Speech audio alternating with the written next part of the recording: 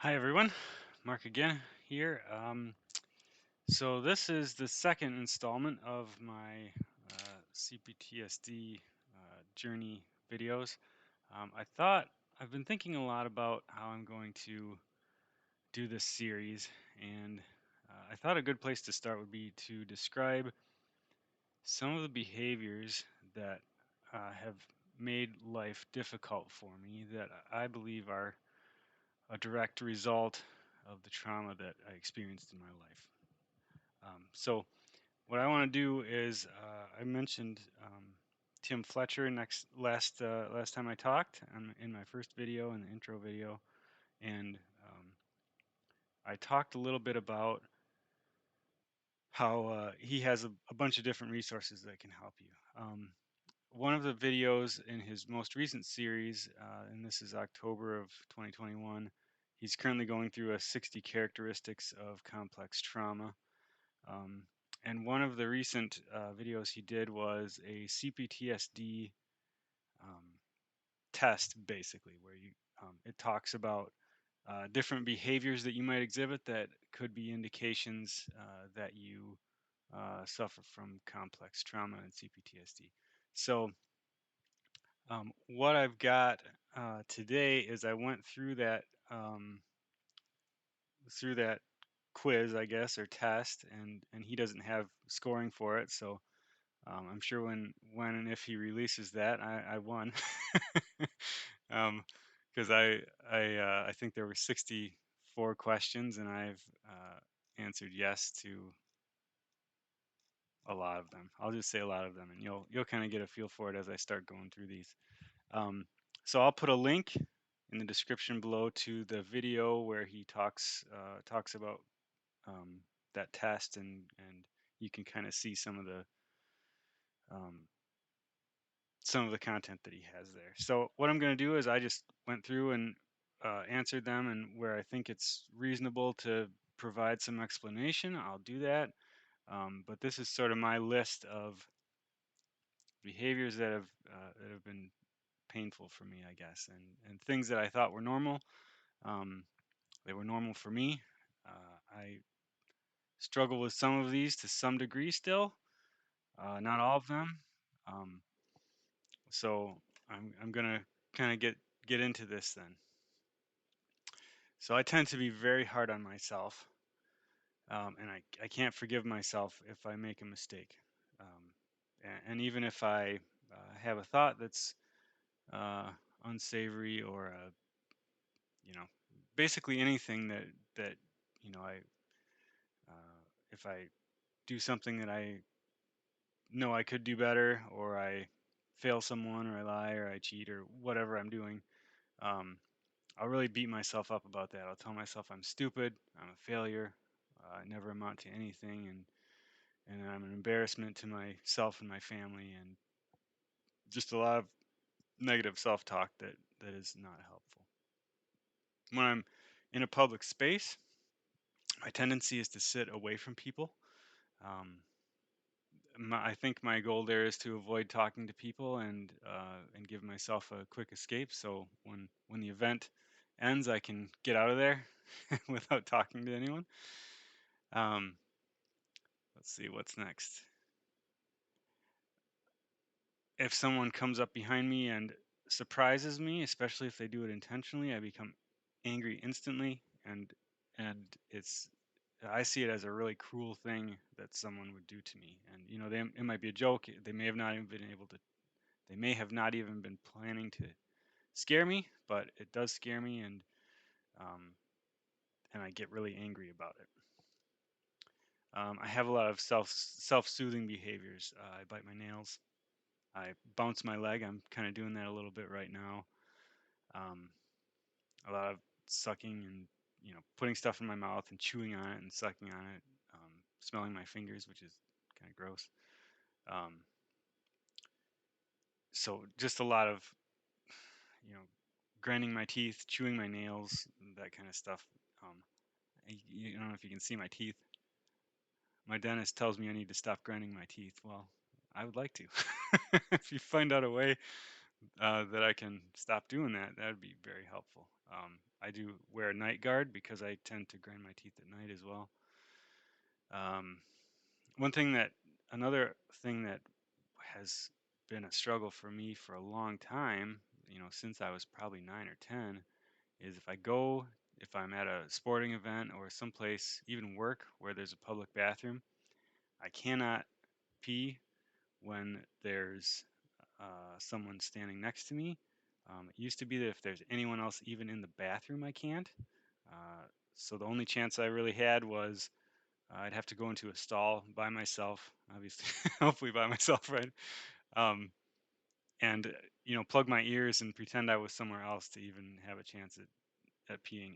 And many times I would have to go really bad, but couldn't do it, and I just have to go out of the bathroom and hope that I could find a bathroom where there was no one in. And that's pretty uncomfortable if you have to go and you can't. I don't know if you've ever dealt with that. It's not much fun. Um, I ask my so I'm married. I ask my spouse fairly frequently if she still loves me. If I'm just ask for reassurance of that, I guess, and I do it more than I'd care to admit. Um, I define respect as never making me look bad and never disagreeing with me or challenging me. To me, that makes me feel like I'm stupid and feels like an attack. It's really not. I mean, if you disagree with someone, you should just be able to talk about it. But that's not how I perceive it. I define strength as never asking for help, keeping my emotions under control, and never being vulnerable with people. It sort of speaks for itself. Um, if someone gives me a compliment, uh, I'll often think they're just saying that to be nice, or they wouldn't say that if they really knew me, um, or they say that to everyone.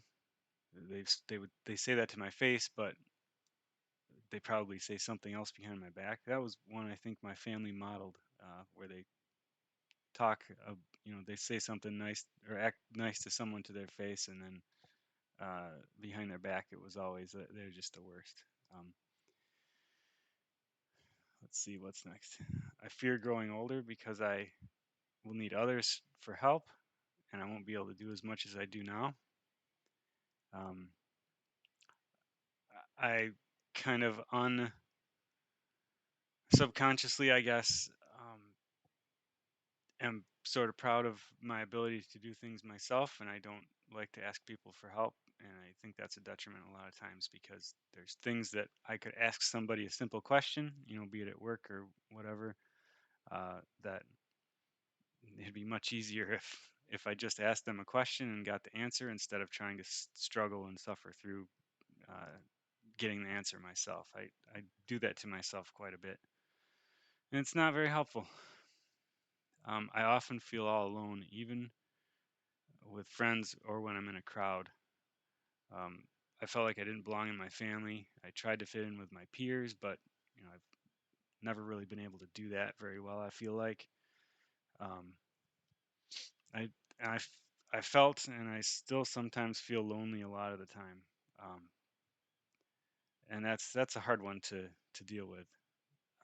I have people around me all the time, but sometimes I still feel really lonely, and I think that's due to me sort of being quiet and introverted and not very hesitant to be my true self because I'm afraid to get hurt and abandoned. Um,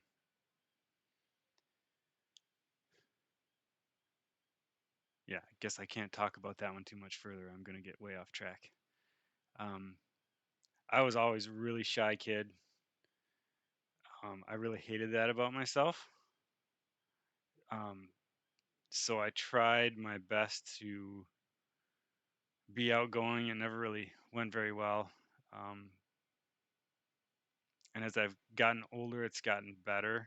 And I've at least started to understand social norms enough that I can be outgoing, and I do enjoy it when I do that. But it's not a tendency that I have that's sort of ingrained to me. And I I really like being around people and I really like talking to people.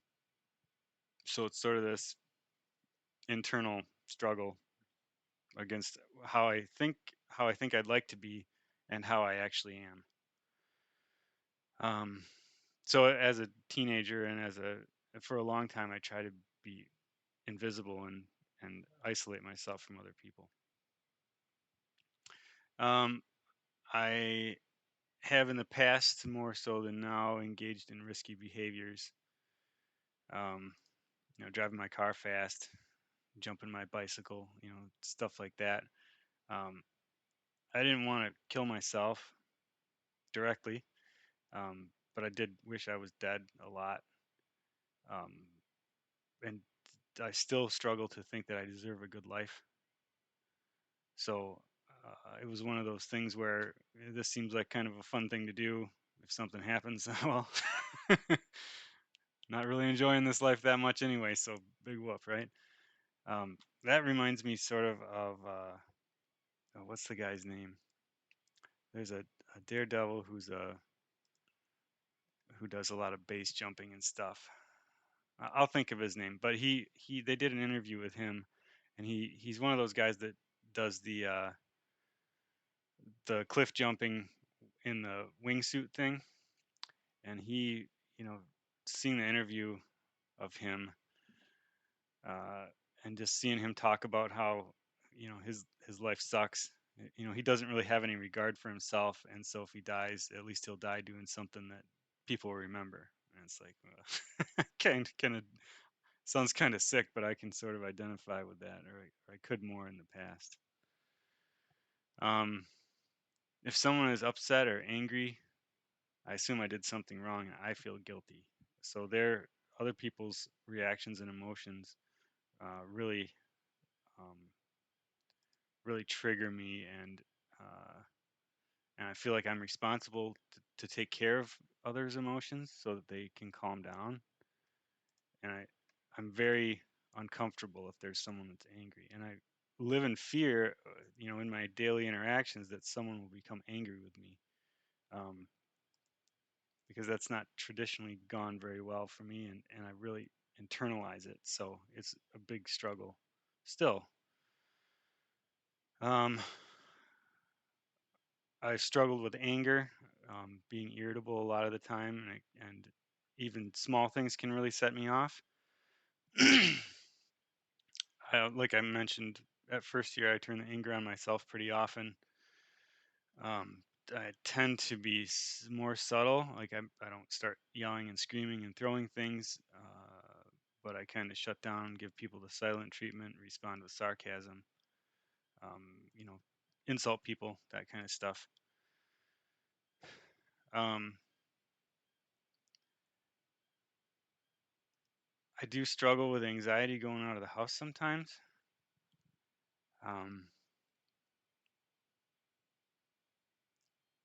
Especially if it's doing something that I haven't done before. This is one thing that's gotten a little better in the past few years, but when I was a teenager, especially, I remember going to the YMCA and my mom dropped me off and I was supposed to go, I don't remember, I was going to use the weight room and they had a trainer that I was going to work with and I couldn't go in the building.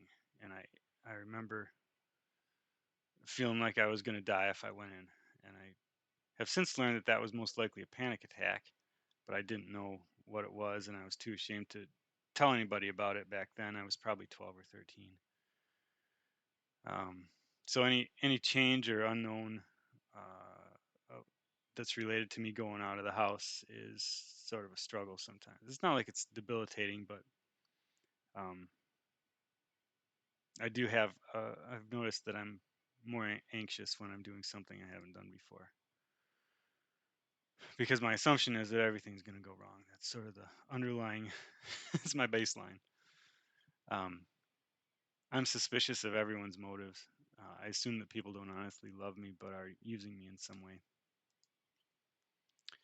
I tend to be a perfectionist, and I really am not ever satisfied with what I do, or with myself or my performance. Uh, I view the end product of a project or anything that I'm doing as the most important. So, the journey is not the most important thing for me, like some people might say. I don't see a task as finished until it's perfect, and I think uh, I sometimes will stop very close to the end because I'm afraid it not of getting to the end of a project and it not being what I wanted or what I think I'm capable of doing or good enough. Um, so I'm currently going through that right now with my car project.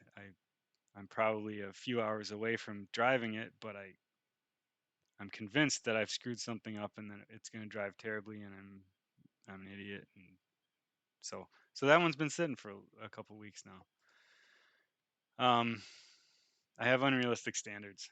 I spent $2,000 on this car. There's I don't shouldn't have any expectations that it's going to be a world beater or it's going to be something really special. It's kind of unique, but I live my life by should. So uh, I feel obligated to do a lot of things that I don't want to do, and so I do them, and it's not really what I want to be doing with my life. So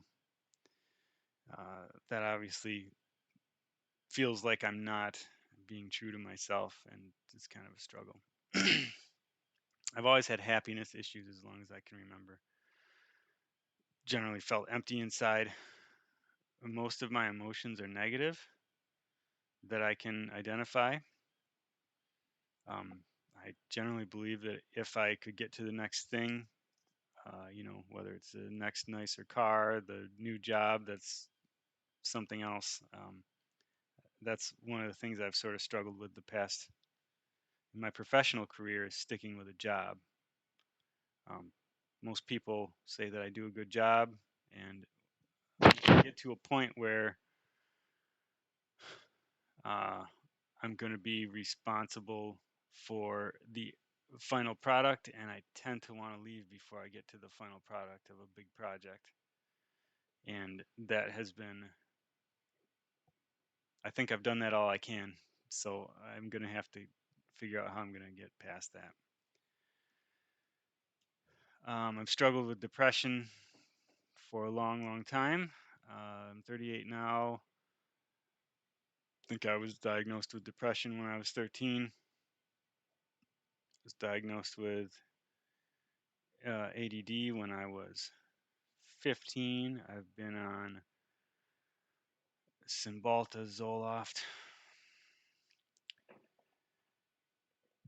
and several other SSRIs and other psychiatric drugs. And those helped for a while to you kind of are in a they kind of take the haze off of everything when you're depressed, and so that was good for a while, and then you know you'd sort of build up a tolerance to it, and it didn't really work anymore. So eventually I stopped taking all those after I got married, and as time has gone on, I've realized that it's not a chemical imbalance in my brain, it's a behavioral thing and a trauma thing. I've realized in the last couple of years. Um, so I've had a lot of counselors and, people who've tried to help me that who've not understood trauma and the way that it affects you. And only in the past couple of years have I uh, really been seeing a therapist that's helped me in any meaningful way. Let's see what we got next here. This is good times. Tendency to dissociate. I have a tendency to dissociate and escape into fantasy. I check out of life when I feel overwhelmed or stressed, or I have painful emotions, which turns out for me is very often. Um, One of my favorite things to do is look at my phone, uh, watch TV when I used to watch TV. I don't watch TV much anymore. Use my imagination on what I'm going to build or create next, or uh, just thinking about projects and things that I could mostly build. I like to build stuff. So I sort of get obsessed with that stuff. And then it takes, I'll be, so for instance, I will decide I want to build a guitar, and I'll spend weeks and weeks researching in every free second and some seconds that are not free on my phone, on the internet, how you do that, and learning about it, and it just sort of goes through a cycle. And I've enjoyed guitars, bicycles, cars, stuff that I can have projects associated with. Yeah, so I've kind of bounced around a little bit with hobbies as well. Sometimes I lie when it's just as easy to tell the truth, like little white lies, and probably more exaggerating things to make myself seem more interesting, or to try to get people to think that I'm, be more interested in what I'm talking about, and think I'm more exciting than I am. Maybe I don't do well with conflict at all. I tend to just give in and give the other person whatever I think they want, oftentimes without asking them, and guessing poorly with my spouse. Um, as I mentioned, I'm very afraid of angry people. Um, I resort to manipulation pretty regularly. Instead of just asking someone for something, I will try to, I guess, use my actions in a way that will get them to just do it rather than having to ask them directly, which is way more work than just talking to people, I've been learning. I find it really hard if I ask somebody for something and they say no. So for me, it's easier to just live without something that I would like, or a way that I'd like to be treated, than it is to actually directly address things. So I think I'm trying to get my needs met when I'm manipulating people. It's not like, I make you do what I want because I'm some sort of dictator. It's not like that, but um, the end result is sort of the same. So I shouldn't try to pretend like it's not a big deal. Um, I've always had a fear of failure. I think everybody has this to some degree, but failure has not typically been a learning experience for me. Failure has always been pain and rejection and being made fun of, and nothing good comes out of it. So when I get to a point where I need to do something that could either go one way or another, I'll often procrastinate and dissociate so that I don't have to get to the end of it.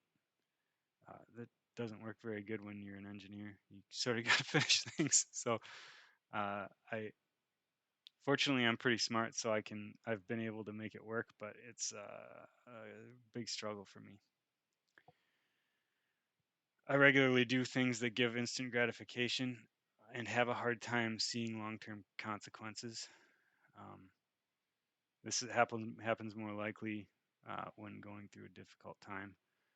Some of the some of the examples that um, Tim Fletcher had put in this section is eating too much, sexually acting out, drinking, drugs, you know, stuff like that can sort of ruin your life if you're not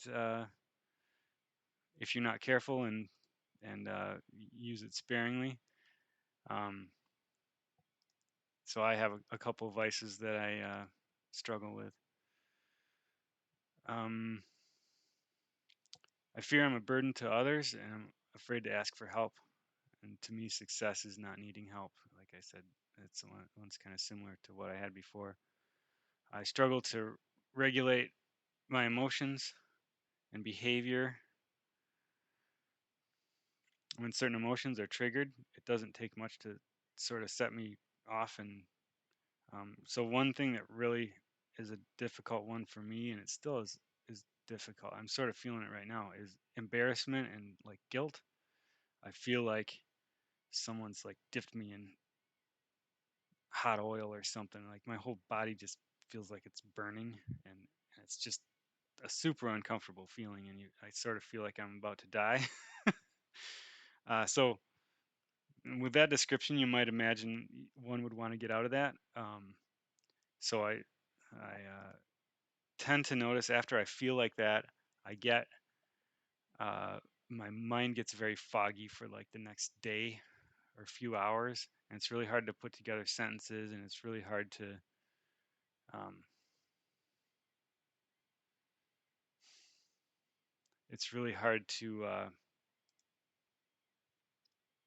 feel myself again, I guess, and start making healthy choices for myself, we'll say. Um, I gain my sense of value from having brains, talents, abilities, and accomplishments. Um, it's a good thing that I accomplished some stuff, or I wouldn't feel like I have much value some days. Uh, really struggle to set healthy boundaries with my family. I've really struggled with that. I feel guilty if I say no to someone that asks for something. My kids can get me to change my boundaries by using guilt, which is not not the best as a parent. So I can set boundaries pretty well. I don't hold them that well. So that's been difficult. When I set boundaries for myself, like eating or exercising, I do pretty good for a couple weeks, and then I sort of trail off and get back to where I was. Same thing with like reading my Bible and meditating and stretching and that kind of stuff. It's just stuff that takes care of me. I really struggle to prioritize. I'm afraid to get my hopes up too much when things are going well. There's been a lot of disappointments, so I figure if I don't get my hopes up, then I won't be disappointed. I sometimes sabotage good things that are happening in my life. Um, I'm pretty sure things generally will fall apart anyways, and I sometimes punish myself for having something that I enjoy or I enjoy doing. Like so, I've owned a few cars that I've really liked. Most recently was a Mustang that I could have kept as a car, just a fun car to mess around with and collect and whatever.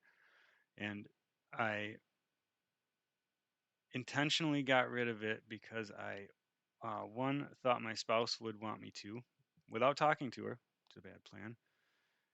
And she never said that.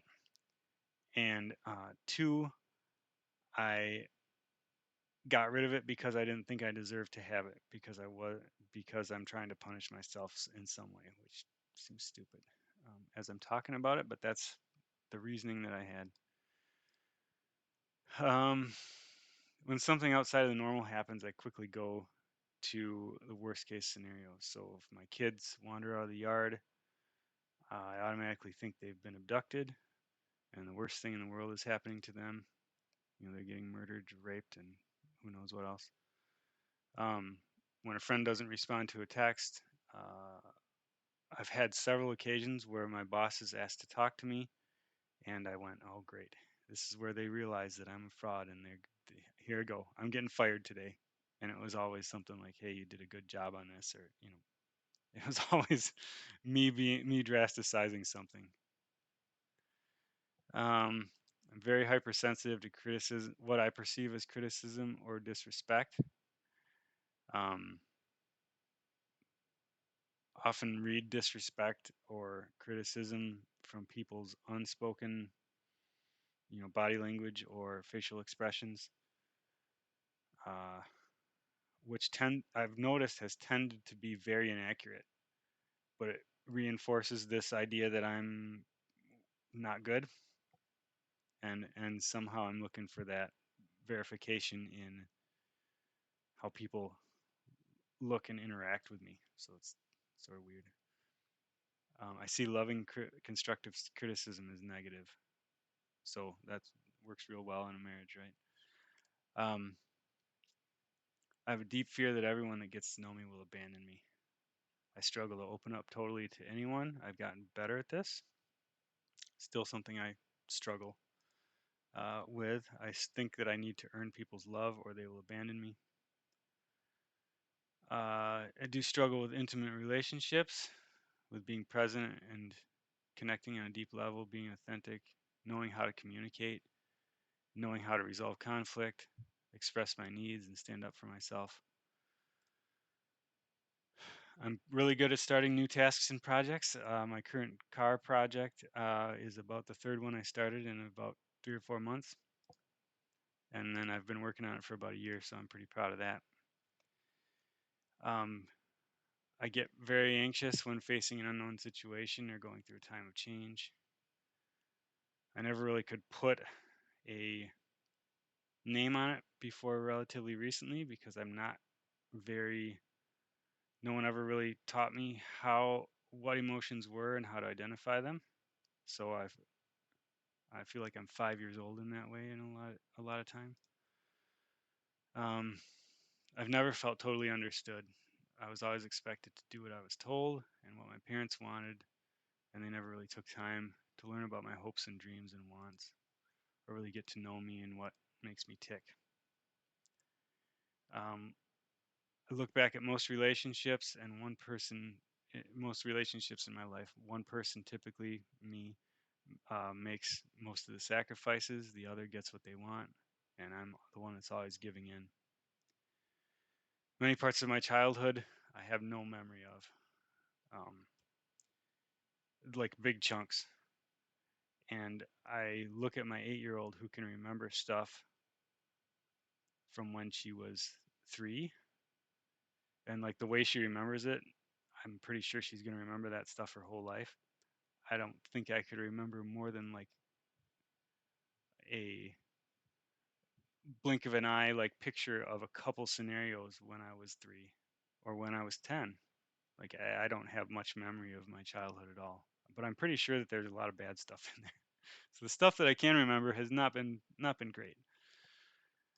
Um, I don't like being alone with nothing to do. So things like sitting on the toilet, um, being alone with my thoughts or feelings, you know, laying in bed before I go to sleep at night.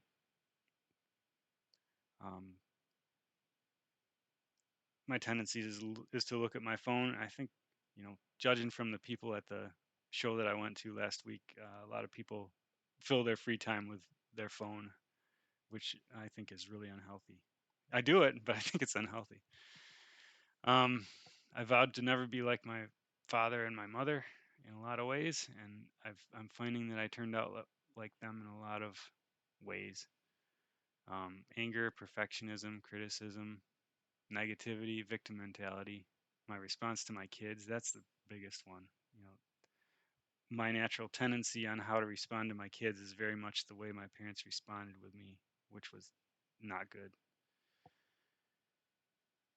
So I've been working on that one really hard to try to break the cycle so my kids aren't making the same video in 20 years. I laugh, but that makes me want to cry.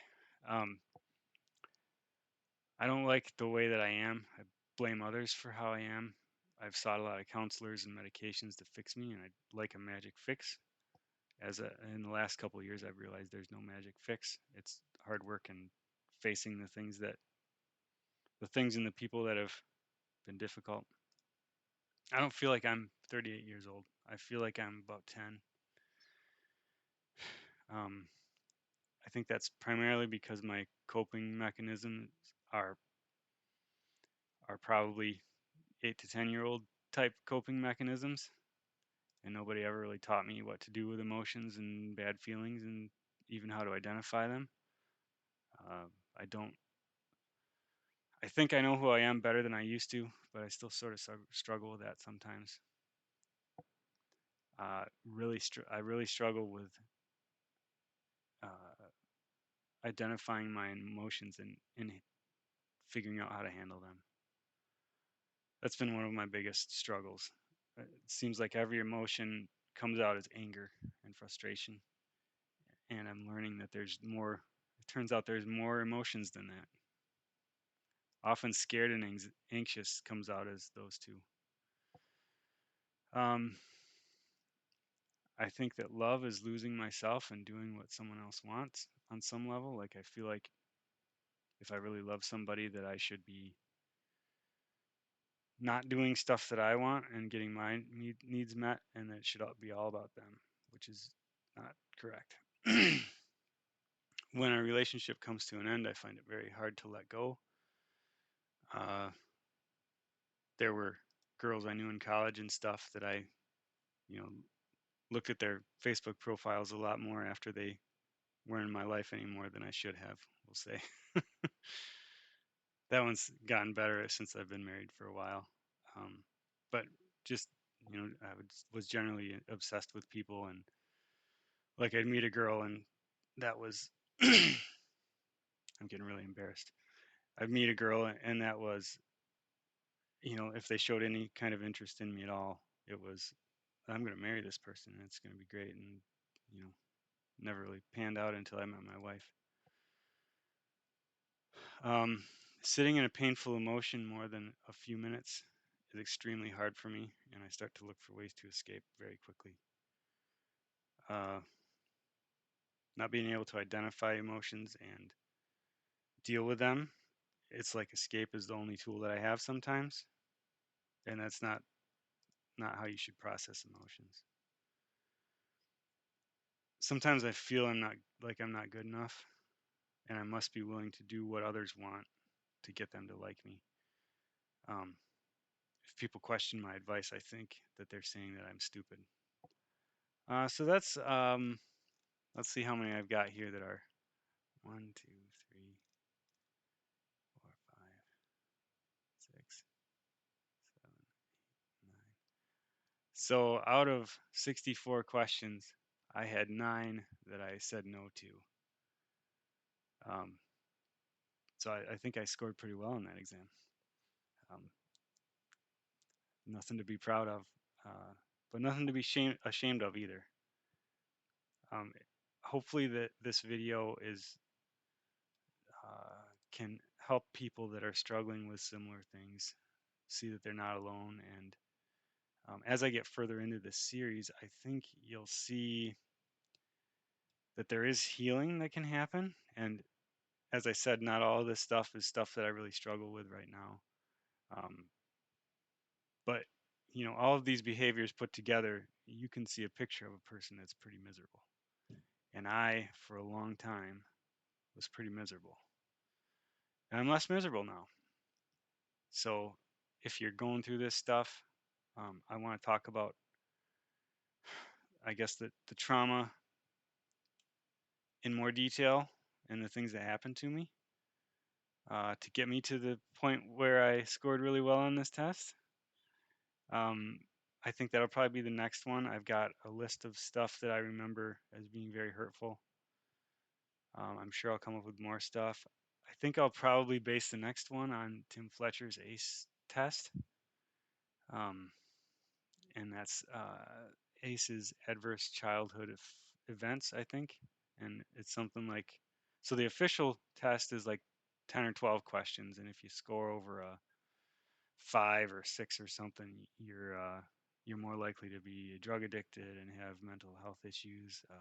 It's something like if you had 6 out of the 10, you were more likely by, like, you almost had a 100% chance of being prescribed um, some sort of uh, medication for mental health at some point, and like alcoholism and drug abuse and being raped and all of these different things that people struggle with, your chances go up dramatically. So if you stuck with me this whole video, thank you. Um, this is something that's difficult to do, but I think it's important. And being able to tell you about my experience, um, and if it helps a few people, I think that it makes it worthwhile. So that's why I'm doing this. I'm not doing it for your pity or your applause or anything. If you think it's BS, then leave a comment, and that's fine. I don't care. Comments will be on, so feel free to ask questions, point things out. If you think I'm totally wrong on something, put it down there, and I'll be happy to try to explain. So that's this one, almost 40 minutes of good times. So thanks, and I'll see you next time.